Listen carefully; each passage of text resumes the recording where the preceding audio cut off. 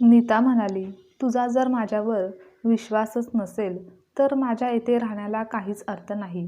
मी हे घर सोडून कायमचं जात आहे. पुन्हा एकदा विचार कर. एकदा का मी तुझ्या आयुष्यातून निघून गेले तर पुन्हा माघारी कधीच परत येणार नाही. पण अनिकेतने तिच्याकडे पाहिलंसुद्धा नाही की तिला थांबवण्याचा प्रयत्नही केला नाही. तो काहीच न बोलता सरळ तेथून उठून आतमध्ये निघून गेला.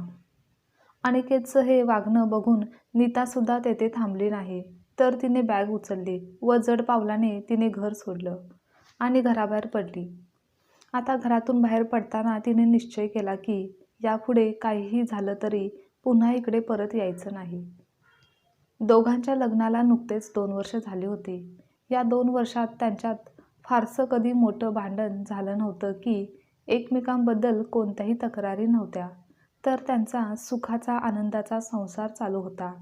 त्यांचं सगळं काही व्यवस्थित चालू होतं.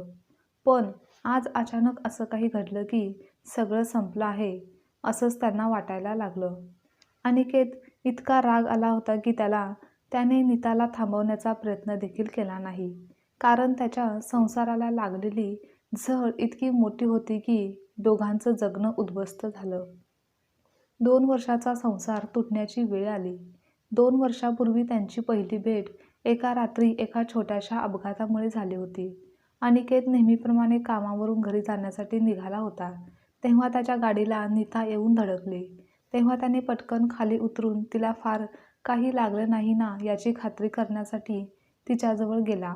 पण ती घाबरलेली होती आणि काहीही बोलण्याचं तिने टाळलं. पण अनिकेतला मात्र अस्वस्थ वाटत होतं. त्याने तिची विचारपूस केली आणि जवळच्या दवाखान्यात घेऊन जाण्याची तयारी देखील दाखवली. तेव्हा नीता बोलते, मी ठीक आहे, तुम्ही काळजी करू नका आणि माझी मी उठेन. पण नीताला काही स्वतःहून उठता येत नव्हतं. तेव्हा अनिकेतने तिची मदत केली. तेव्हा अनिकेतची नजर तिच्यावर पडली. तिच्या थरथरत्या हाताने आणि उदास दुःखी चेहऱ्याने त्याचे मन बेचैन झाले आणि तो म्हणाला, तुम्ही बहुतेक रोडवरून धावत होता का? माझ्या गाडीला अचानक तुमची धडक झाली. तुम्हाला कुठे जायचं आहे का? मी तिकडे तुम्हाला सोडून येईन. तेव्हा नीताने शांत स्वरात उत्तर दिलं, नको, माझी मी जाईन. पण अनिकेत थांबला नाही. तो म्हणाला, तुम्हाला थोडंफार लागलं आहे. तुम्ही चालण्याच्या स्थितीत नाही. मी तुम्हाला घरी सोडतो. पण ती मात्र गप्पच होती.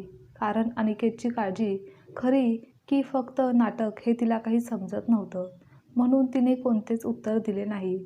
काही वेळाने अनिकेत उठून निघाला. तेव्हा नीताने मागून आवाज दिला, मला नोकरी हवी आहे आणि राहायला जागा हवी आहे.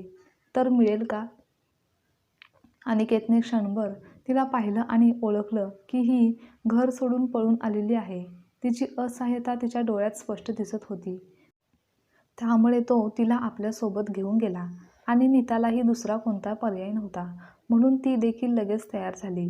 थोडी तिला शंका होती. पण अनिकेतने तिला दुसऱ्याच दिवशी जवळच्या भागात एक भाड्याचं घर मिळवून दिलं. शिवाय एका मॉलमध्ये कामाला देखील लावलं. त्यामुळे तिचे आयुष्य थोडे आता स्थिरावले होते आणि अनिकेतवर तिचा विश्वास बसू लागला होता. असेच काही दिवस जातात. पण अनिकेतच्या मनात सतत एकच प्रश्न येत होता आणि त्याने तिला विचारलं की तू घर का सोडलं आहेस? तुला कसला त्रास होता का? पण नीता गपचूप राहायची. तिच्या उदास डोळ्यामध्ये तिच्या वेदना दुःख लपलेल्या होत्या, ज्यामुळे अनिकेतचे मन भारावून गेले होते. नकळतपणे तो तिच्या प्रेमात पडला होता. एक दिवस अनिकेतने नीताला प्रपोज केलं. तो म्हणाला, मला तुझ्याशी लग्न करायचं आहे. तू माझी बायको होशील का? तेव्हा खूप विचार करून नीता शांतपणे म्हणाली, मी तुझ्याशी लग्न करेन, पण एका अटीवर की तू कधीही माझ्या भूतकाळाबद्दल जाणून घेण्याचा प्रयत्न करणार नाहीस. मला त्याबद्दल कधीच काही विचारणार नाहीस. मग अनिकेतने तिची अट मान्य केली आणि मग दोघांचं लग्न झालं.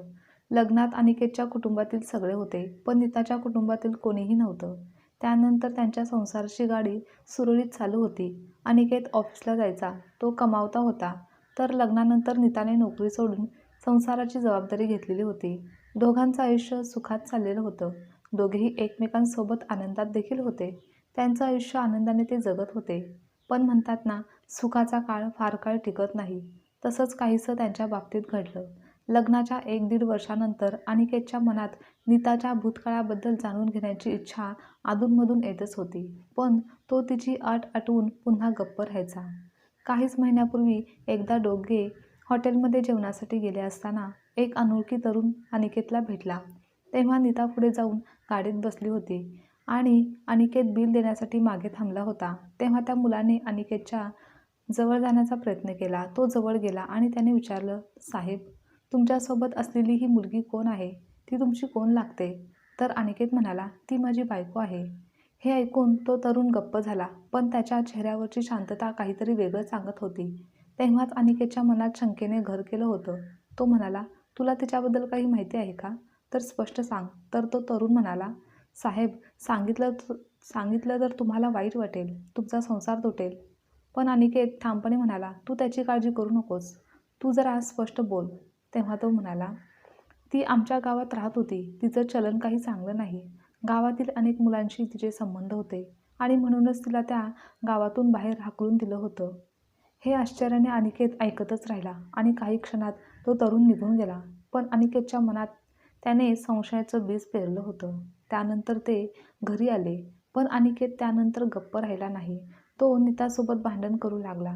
कधीच कोणत्याच गोष्टीसाठी न बोलणारा, न भांडणारा अनिकेत आता मात्र छोट्या छोट्या गोष्टींसाठी चिडचिड करू लागला होता. त्याने रागाच्या भरात 1-2 वेळा नीतावर हात उगारला आणि एके दिवशी तो म्हणाला, "मला तुझा भूतकाळ कळला आहे आणि तो खूप घाणेरडा आहे. म्हणूनच तुला तो लपवायचा होता ना?" तेव्हा नीता स्तब्ध झाली. ती म्हणाली, "तुम्हाला कोणी सांगितलं ते मला सांगा." अनिकेत म्हणाला, "तुझं आयुष्य गावात ज्या घाणेरड्या पद्धतीने गेलं आहे, तू गावात जे काही केलं आहेस ते सर्व काही मला समजलं आहे." तेव्हा नीताने डोळ्यात अश्रू आणून विचारलं, "तुमचा माझ्यावरचा विश्वास कमी झाला आहे का? तुम्ही दुसऱ्या कोणाचं तरी काहीही ऐकून माझ्यावर संशय घेत आहात का? आणि लग्नाआधी दिलेल्या माझ्या अटीचं आता काहीच महत्त्व राहिलेलं नाही का?" तेव्हा अनिकेत रागानेच म्हणाला, "कोणती अट? काही उपयोग नाही तुझ्या त्या अटीचा आणि तूच अपवित्र आहेस. आणि तेव्हा माझी बुद्धी भ्रष्ट झाली होती. मलाच तुझी दया आली होती. म्हणूनच तुझ्यासारख्या बाईशी मी लग्न केलं आणि माझं आयुष्य खराब करून घेतलं." तेव्हा मात्र नीताने डोळ्यातील पाणी पुसलं आणि तिने बॅग काढली आणि कपडे भरले आणि 2 साड्या घेत ती म्हणाली, "या 2 साड्यांशिवाय मी तुमचं काहीही घेऊन जात नाही. कदाचित आपली सोबत एवढीच होती. पण आता हे समजलं की तुमच्या मनात माझ्यासाठी आता जागा राहिलेली नाही. मी जात आहे." ती दाराजवळ गेली, थांबली आणि मागे न पाहता म्हणाली, "आज तुम्ही मला परक केलं आहे. आता मी तुम्हाला कधीच पुन्हा भेटणार नाही." पण तेव्हा अनिकेतने तिच्याकडे दुर्लक्ष केलं आणि मग नीता तेथून निघून गेली. पण म्हणतात ना, घृणा, क्रोध आणि मत्सर माणसाची बुद्धी भ्रष्ट करतो. व्यक्ती तेव्हा चांगलं वाईट याचा विवेक हरवून बसतो. तेच अनिकेतसोबत झालं होतं. नीता घर सोडून गेल्यानंतर काही वेळाने अनिकेत शांत झाला. तेव्हा त्याला जाणवलं की त्याने किती मोठी चूक केली आहे. एका अनोळखी माणसाच्या सांगण्यावरून त्याच्यावर विश्वास ठेवून त्याने आपल्या पत्नीचा अपमान केला होता. तिला दुखावलं होतं. त्यामुळे ती घर सोडून देखील गेली होती. आपण तिच्यावर अन्याय केला असं स्वतःशीच तो म्हणाला. "असं कसं केलं मी तिच्यासोबत? तिला असं कसं मी जाऊ दिलं?" आता पश्चाताप झालेला अनिकेत नीताला फोन लावतो, पण फोन घरातच वाजतो. तिने आपला फोनही सोबत घेतलेला नव्हता. त्या रात्री रात्रभर तो अशांत होता. या कुशीवरून त्या कुशीत तो फक्त विचार करत होता. पश्चाताप त्याच्या मनाला पोखरत होता. दुसऱ्या दिवशी सकाळ होताच त्याने त्या गावाकडे जायचं ठरवलं, जेथे त्या मुलाने नीताबद्दल सांगितलेलं होतं. तो गावी पोहोचल्यावर त्याला जाणवलं की गाव खूपच छोटं आहे. जेमतेमच घरे होती. अनिकेत रस्त्यावरून चालत असताना त्याला एक वृद्ध महिला भेटली. तेव्हा अनिकेतने तिला नीताबद्दल विचारलं आणि त्या महिलेने जे काही सांगितलं ते ऐकून अनिकेत अवाकच झाला. ती म्हणाली, "नीता लहान असताना तेव्हा तिच्या आईवडिलांचा मृत्यू झाला होता. लहान वयातच ती अनाथ झाली. तेव्हा तिची आजी तिला सांभाळत होती. पण जेव्हा ती 17 वर्षाची झाली तेव्हा आजीचं देखील निधन झालं. त्यानंतर ती आपल्या आत्याकडे गेली. पण तिची आत्या तिला खूप त्रास द्यायची. पैशासाठी तिची आत्या तिचं लग्न तिच्यापेक्षा बऱ्याच मोठ्या व्यक्तीशी लावून देणार होती. म्हणूनच नीताने विरोध केला आणि शेवटी ती पळून मामाकडे आली. पण तिचा मामा चांगला होता. पण मामी मात्र तिला खूप त्रास देऊ लागली होती. शेवटी तिने मामाचं घर देखील सोडलं." हे ऐकून अनिकेतच्या डोळ्यात पाणी आलं. पुढे त्याने विचारलं, "पण आजी, गावातल्या एका मुलाने मला सांगितलं की नीताचं चारित्र्य खराब आहे. ती गावातल्या मुलांशी संबंध ठेवायची." हे ऐकताच ती वृद्ध महिला संतापली.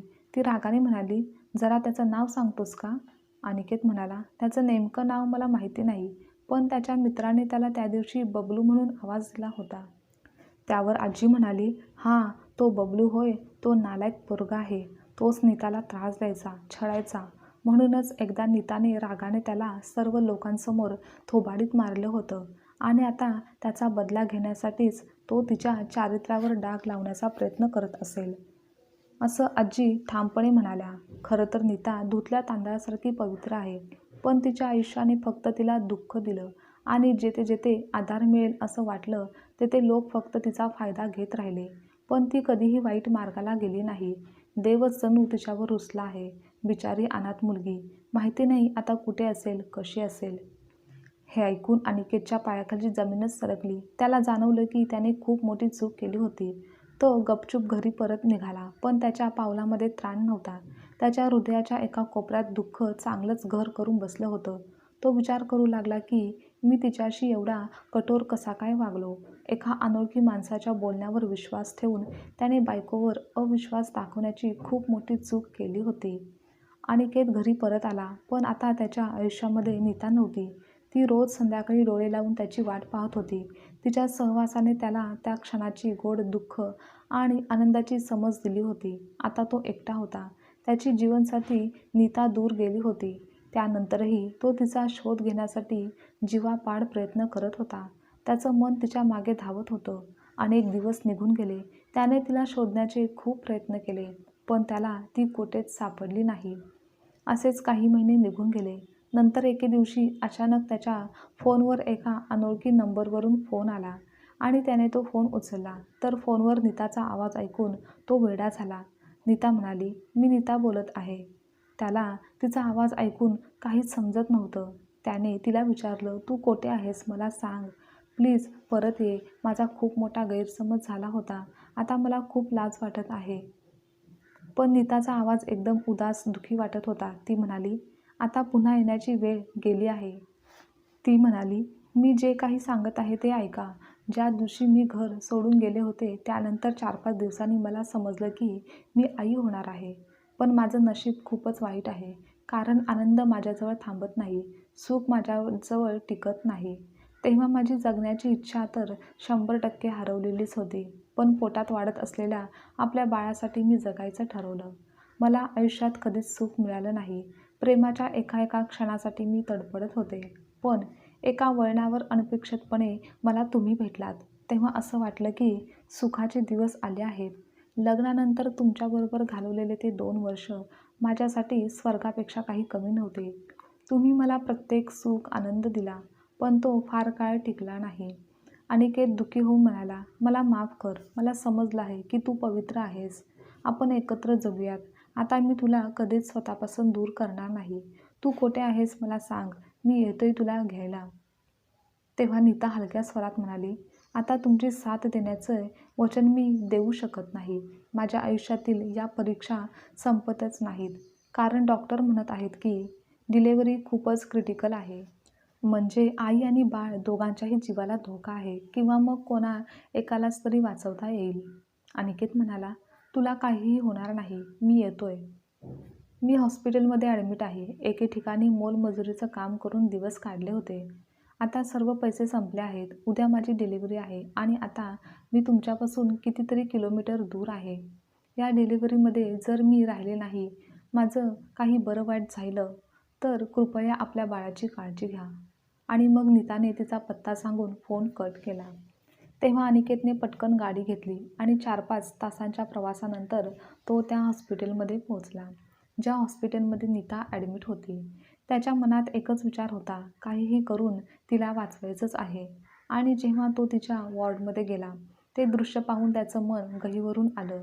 नीता बेडवर पडून होती. तिचा चेहरा देखील बारीक झाला होता आणि तिच्या चेहऱ्यावर आनंदाचे, जगण्याचे कोणतेही भाव नव्हते. अनिकेतला पाहून ती हळूच उठून बसली. अनिकेतने तिला आधार दिला आणि तिच्याजवळ जाऊन बसला. त्या क्षणी ती त्याच्या छातीशी कवटाळून रडू लागली. अनिकेत तिला शांतपणे म्हणाला, आता काळजी करू नकोस. मी आलो आहे ना. सगळं व्यवस्थित होईल. पण ती रडक्या आवाजात हुंदके देत म्हणाली, मला तुमच्या मिठीत राहू द्या. माहिती नाही कदाचित पुन्हा तुमच्या मिठीत मी राहू शकेन की नाही. तेव्हा अनिकेत तिला धीर देत म्हणाला, तू असं काहीही बोलू नकोस आणि तूच जर असं बोलू लागलीस तर कसं होईल. तेव्हा नीता शांत झाली, पण तिच्या डोळ्यात असंख्य विचार, प्रश्न भरलेले होते. जेव्हा तिला ऑपरेशन थिएटरमध्ये नेलं जात होतं तेव्हा अनिकेत तिचा हातात घेऊन म्हणाला, मला फक्त तू हवी हवी आहेस. बाळ नसलं तरी चालेल, कारण तू राहिलीस तर आपल्याला अजून मुलं होतील, पण तुला काहीही झालं नाही पाहिजे. जेव्हा जोडीदाराची सोबत साथ असते तेव्हा जगण्याची हिंमत दुप्पट होऊन जाते. असंच काहीसं झालं. अनिकेतच्या शब्दाने नीताची जगण्याची इच्छा जणू काही नव्याने जिवंत झाली होती. डॉक्टरही त्यानंतर चकित झाले होते, कारण जी डिलिव्हरी क्रिटिकल होती ती आता ऑपरेशन न करता नॉर्मल झाली होती. डिलिव्हरी झाल्यानंतर डॉक्टरांनी सांगितलं, आई आणि बाळ दोघेही सुरक्षित आहेत. हे ऐकून अनिकेतच्या चेहऱ्यावरचा आनंद गगनात मावेनासा झाला. तो धावतच नीताजवळ गेला आणि तिच्या डोक्यावर मायेने हात फिरवत म्हणाला, आजपासून आपल्या जीवनाची एक नवी सुरुवात आहे. आजपासून या बाळाचे नवीन आयुष्य सुरू होत नाही, तर त्याच्यासोबत आपण आपलेसुद्धा नवीन आयुष्य सुरू करणार आहोत. आता कोणतेही दुःख नाही, फक्त सुख आणि सुखच असेल. आणि तुला एवढा आनंदी मी ठेवेन की लहानपणी भोगलेल्या सगळ्या दुःखांना तू आता विसरून जाशील. नीताच्या डोळ्यातून अश्रू वाहू लागले, पण ते आनंदाचे अश्रू होते, कारण त्याच्या प्रेमाने आणि साथीने तिच्या सर्व परीक्षा आता संपल्या होत्या. त्या दोघांचा संसार आता बाळाच्या साक्षीने फुलत होता. त्यांची खऱ्या अर्थाने त्यांच्या आयुष्याची नवी सुरुवात आता झाली होती. ते आता आपल्या बाळासोबत नव्याने आयुष्य आनंदाने जगायला लागले होते, ज्यामध्ये फक्त विश्वास आणि एकमेकांसाठी समर्पण होतं. आजची कथा तुम्हाला आवडल्यास लाईक, शेअर, कमेंट करा आणि चॅनलवर नवीन असाल तर चॅनलला सबस्क्राईबसुद्धा नक्की करा.